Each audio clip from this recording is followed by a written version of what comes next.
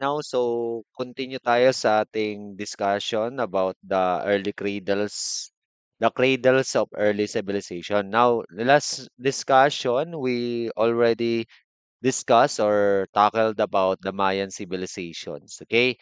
So, Mayan civilizations, yung mga tatandaan natin na trivial information about sa kanila is they are existed or lasted about approximately 2,000 years. Then they are considered as the most scientifically advanced civilization in the Mesoamerica because of their they are first to use a writing system, the Mayan hieroglyphics.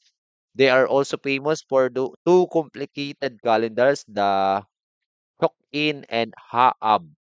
And Mayans also have their complex waterways.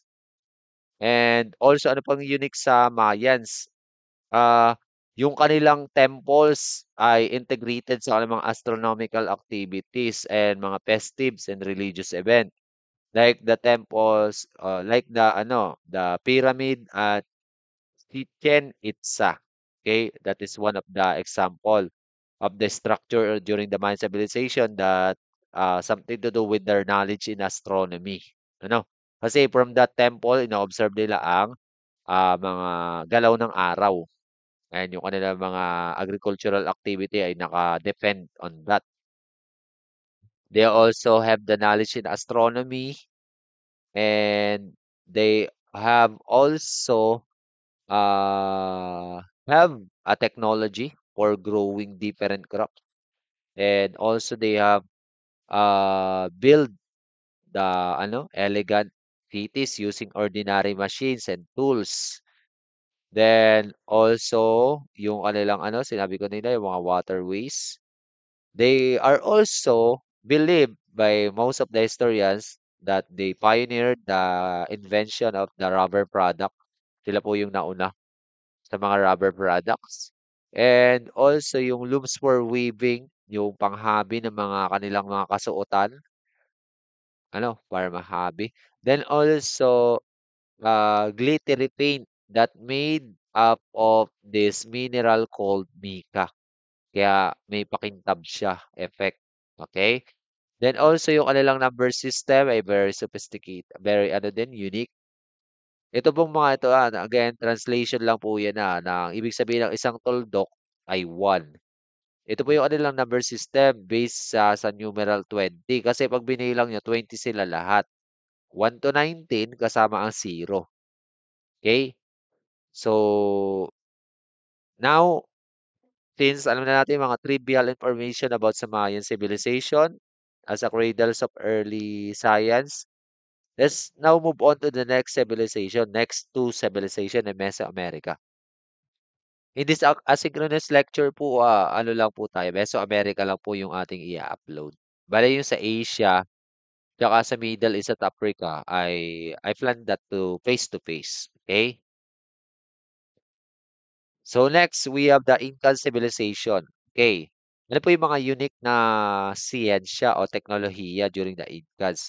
Sa Incans po, nagsimula po sila mag-build ng mga roads covered with stones. Tanayo, covered with stones na po yung kanilang mga kalsada, yung mga roads. Ito po yung unique technology nila.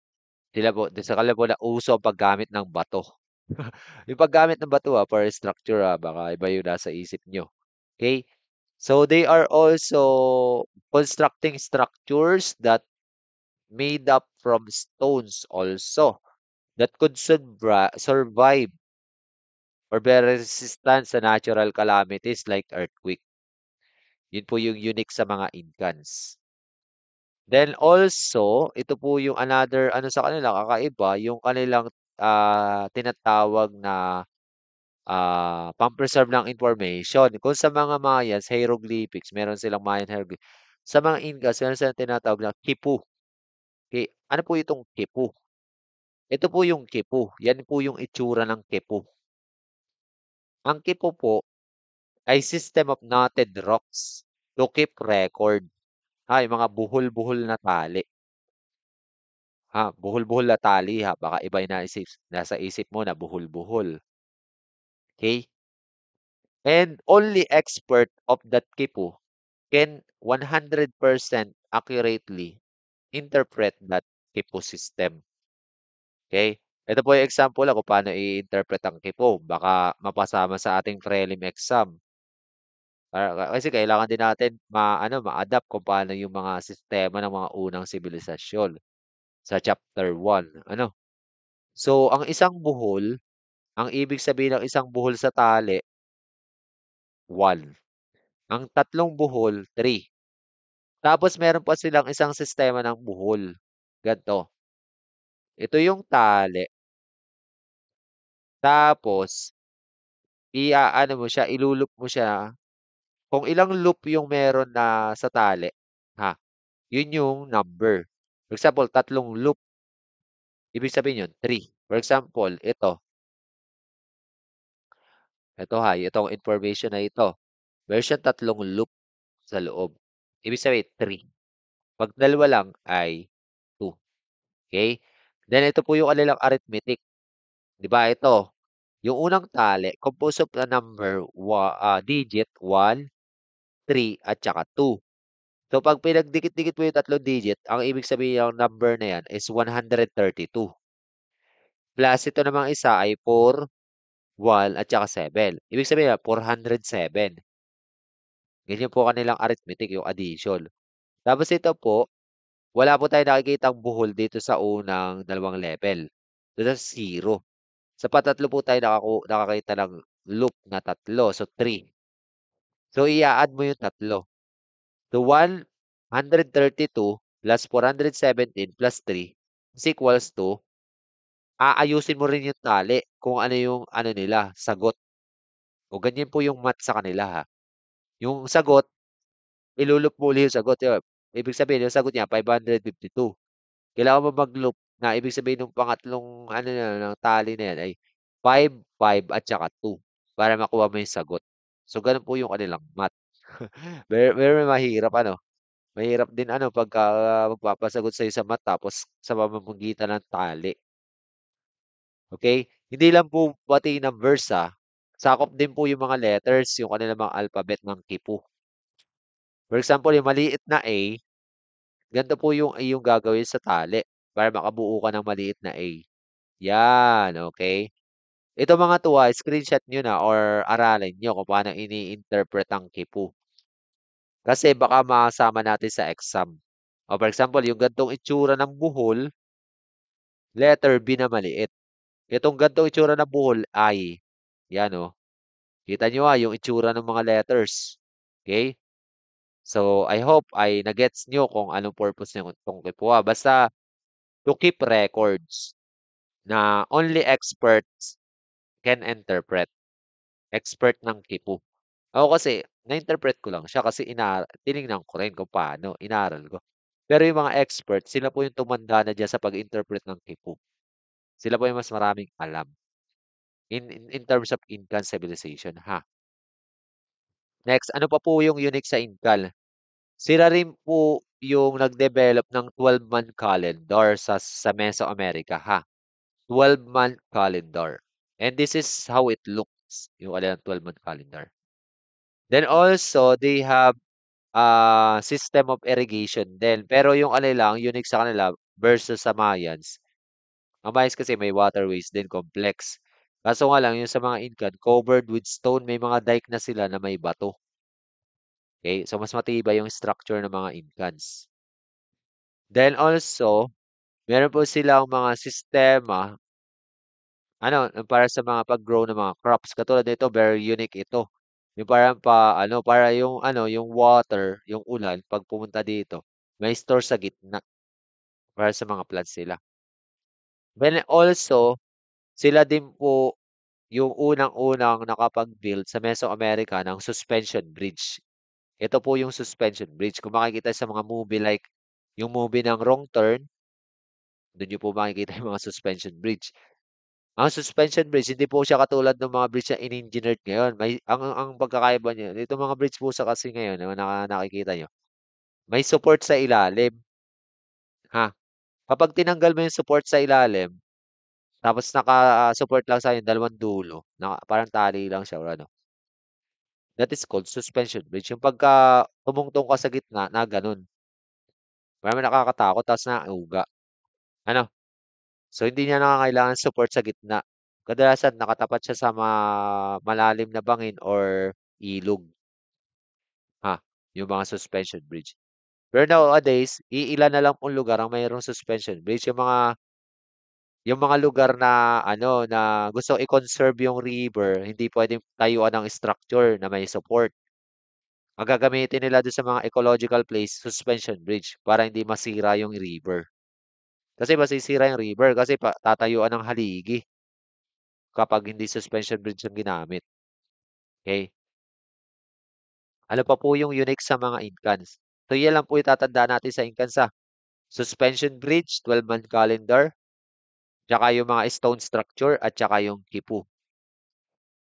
And then for the last, we have the Aztec civilization. Ang mga Aztec civilization naman po ang nag-pioneer ng mandatory education. Ha, tanda yan, mandatory. Anong klase yung mandatory education? Ha? Ibig sabihin, required talaga mag-aral. May pagpapahalaga sila sa edukasyon na, yung mga Aztec. Hindi katulad ng Mayans at saka ng ano, kadalasan survival lang yung mga natututunan ng tao kung paano masasurvive yung araw-araw. Pero dito sa Aztec, dito pioneer yung education. Ang education nila required para sa mga children. Regardless of their social class, mayaman, mahirap, required ka pumasok. Also, yung gender, babae, lalaki, required. And also, different age. Pwede namang ano, hindi ka children pumasok dito sa Aztec. Kahit matanda ka na, mandatory talaga, nag-aaral ka dapat. Ano, mandated talaga sa panahon ng Aztec. Then also, they also pioneered medicine technology or yung ano, panggagamot. They have anti-spasmodic medication. When I say spasm, muscle spasm, yung muscle hindi nare-relax, parang nangingisig. Okay? So, during surgery nila to ina-apply itong anti-spasmodic para i-relax yung muscle. Kasi during surgery, kailangan meron pamparelax ng muscle. Kasi pag hindi relax yung muscle, makaka-apekto dun sa surgery, dun sa procedure. So, yung antispasmodic medication nila, kinukuha nila sa mga ano, kadalasan, yung mga unang tao naman, sa mga plants, ine-extract. Yung ginagamit doon sa tao bago isalang sa surgery. Siguro kakatakot din yung surgery niya that time. Lalo na kung hindi pa nade-discover sa panahon ng mga Aztec ang anesthesia. Oh, kasakit noon. Parang antispasmodic medication lang yung ginagamit. Based sa ano reference natin ng Cytec, walang nabanggit na may anesthesia na that time sa Mesoamerica. Then another technology also that unique for the Aztec is the chinampa.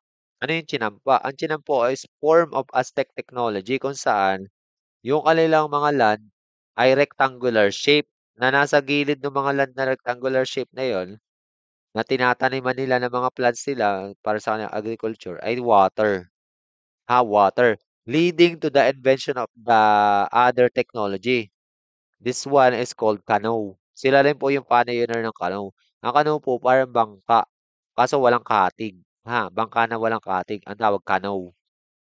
Ang canoe po kasi kailangan nila ng canoe kasi pagka kunyari walang canoe itong kanilang chinampa, itong mga talim nila.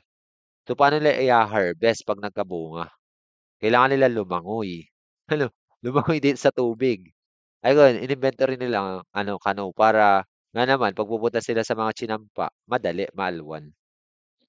Then also they are the first one to pioneer the invention of chocolates. Kasi sila po yung unang nag-utilize ng anong tawag din sa ginagawa parang chocolate, that is what we call the cacao beans. Ngayon naman, ang cacao beans naman nila naka-integrate sa kanilang religious belief. Kasi ginagawa nila itong pang-offer sa mga gods nila, yung cacao beans. Then the last na kanilang unique is the Aztec calendar. Actually, naka-indicate Aztec calendar.